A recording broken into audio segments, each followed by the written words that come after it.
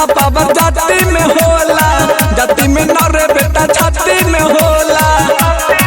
दादा बोला बेटा बड़ी बड़ी काटा बिहारे, नेपाल वाला साला नहीं साथा दिहरे, बिहार वाला जीजा जब गाथा दिहरे।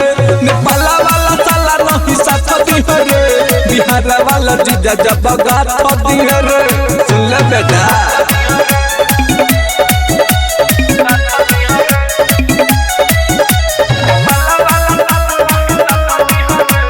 बेटा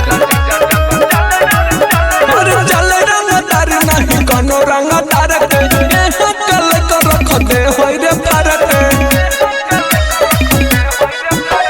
चले रंगदार नहीं कोनो रंगदार के, कल कर रख दे होई रे भारत।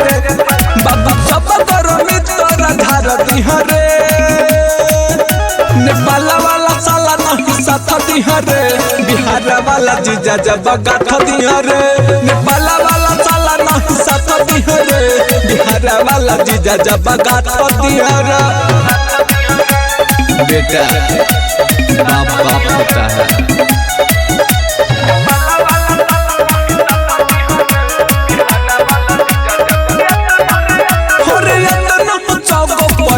पर भारी पर मनी डाला बेटा असली बिहारी, अरे याद न सगो पाए गो पर भारी पर मनी डाला बेटा असली बिहारी।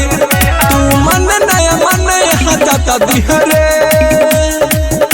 नेपाल वाला साला नहीं साथ दिहरे, बिहार वाला जीजा जब गाथा दिहरे।